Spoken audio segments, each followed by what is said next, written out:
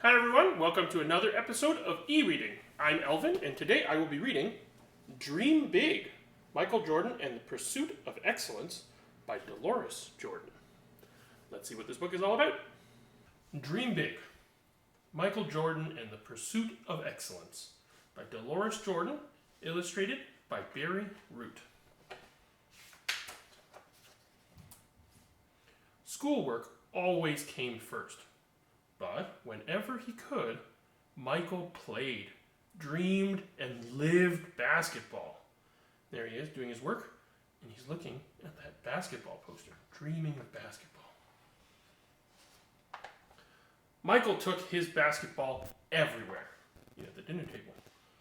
Every day when he got off the school bus, he would dribble his basketball home. But his love of his basketball made his mother tell him things like, "Michael, tables are for dining, not dribbling." And there he is, dribbling on the dining table, and I think all his brothers and sisters are getting a little annoyed because their milk and their dinner is being all shaken. Or, "Michael, you may not play with your basketball in the house." And, "Michael, put your ball down and concentrate on your homework." And there's Michael with his ball, and I think that's his dad. Also a little, "Don't play with it in the house." Ooh, and so he's not in the house. Every day after school, Michael and his friends would play pickup games in Michael's backyard or at the boys' center downtown. They would see who would get 20 shots first. One afternoon, Michael was way behind, not even up to 10. Michael's best friends, Reggie and David, were near 20 points each. "Michael, you better catch up," David said. "Are you dreaming again?" Ooh, he was dreaming, maybe. Michael and his friends often talked about what they wanted to be when they grew up. Reggie wanted to be an astronaut, and David wanted to be a pilot. Michael dreamed of playing basketball, maybe even in the Olympics. And there he is, dreaming about himself playing basketball with the Olympic team. He says, "David, do you think I'll make the team when we get to high school?" "Michael, you love the game. The more you play, the better you'll be," David said. "It's like Coach tells us. You just need to work hard and keep practicing." So they're talking to each other here. Michael's dreaming. The advice is work hard, keep practicing. Michael was thinking about what David had said when he and the boys went over to his house to take some practice shots before dinner.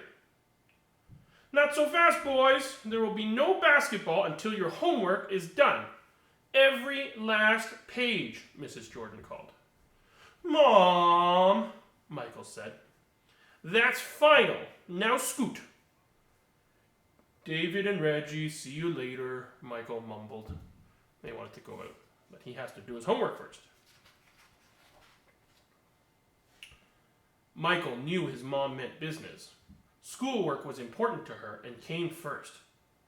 Basketball was fine, but only after homework was done, and done well. Michael dragged himself to his room to work on Miss Gertrude's math homework. Doing some math homework. He's got some sports posters on his wall. Still his basketball with him. And there's the basketball net outside that he's dreaming about. But he's working hard. At school that week, all the talk was about the Olympics. The U.S. basketball team was playing in Germany, and everyone was following it. This was in the summer of 1972. That's a long time ago. But that's when Michael Jordan was a kid, and that's when he was dreaming about it. Everyone was following it. He continued, "I want to play basketball, not watch it on TV," Michael told his friends.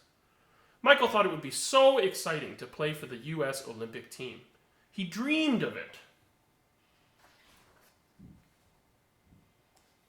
On Sunday, September 10, it rained and rained.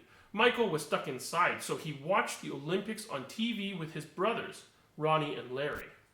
I'm sure if it wasn't raining, Michael would be outside playing basketball, but this was very exciting. The United States was playing basketball against Russia. It was the most exciting game Michael had ever seen, with a final score of 50-51, a loss for the United States, who he was cheering for. After the game, Michael walked into the kitchen as his mother was preparing dinner and announced, "I am going to be an Olympic champion." "Oh, really?" his mother replied with a smile on her face, not looking up from peeling the potatoes. "That's a long way off, and you're just 9. You'll need to work hard starting today to make that happen." His mother wondered if Michael had any idea of all the effort it would take to even get to try out for the team. Dreaming is good, but dreaming is for dreamers.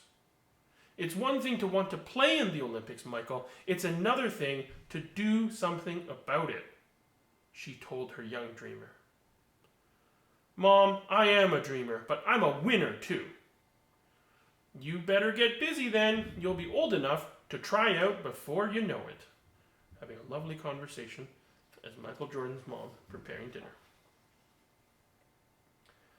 "Coach Herring, can I talk to you?" Coach had always given Michael a high five in the hallways, but still it had taken Michael weeks to get up the nerve to speak to him. "I really want to play on the U.S. Olympic team. What can I do to get there?" "Well, to start, you'll need to try out for the middle school team. It's a lot of pressure and will be a lot of work, but nothing like the pressure in the Olympics. Can you handle it? I mean, deep down, can you handle it, and do you really want it?" "I promise to work my hardest and make it happen," Michael answered. Michael was ready to play for his country in the Olympics and would do whatever he needed to do to get there. "Well, son, with hard work, anything is possible. Make sure you keep that promise to yourself." And there's Michael here talking to Coach Herring. Coach Herring giving him some excellent advice to work hard. The next day, Michael's big brother Larry was off to Laney High School for a scrimmage. That's a quick game. "I can't promise you any playing time, but why don't you come up and sit on the bench and watch? Maybe you'll pick up some pointers and learn some new plays," his brother said. So his brother's inviting Michael. They both have basketballs.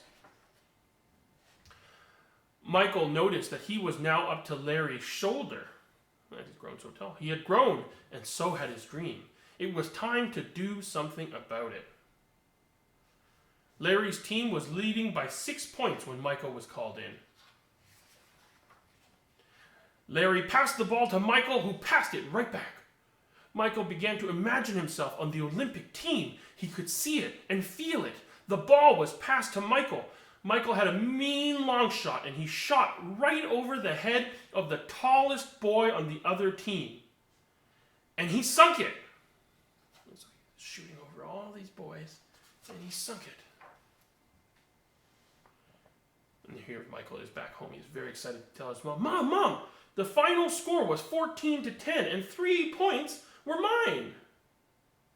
"I guess you aren't just a dreamer, but a doer, Michael." And Michael never gave up after that game, not for a day. Even when he was cut in the tryouts for high school basketball, he just practiced harder and harder. Michael's big dream grew just like he did. In the 1984 Olympic Games in Los Angeles, Michael Jordan became an Olympian for the U.S. basketball team and won his first gold medal. Somehow he knew when he was only 9 that this is what would be. It all started during the pickup games on the blacktop with his friends. Michael never gave up. A giant step? No. A series of small steps, day after day after day, yes. Michael's big dream came true. So dream big and work hard, and your dream might come true too. And that is Dream Big, Michael Jordan and the Pursuit of Excellence. Well, I hope you enjoyed today's reading of Dream Big, written by Deloris Jordan. Deloris Jordan is actually Michael Jordan's mother, and this is really a story about dreaming big, about working hard, determination, and sticking and achieving your dreams, sticking to your goals. So I hope you can take some inspiration from that and continue to work hard towards your dream too. All right, be gentle and kind to each other. Until next time, bye.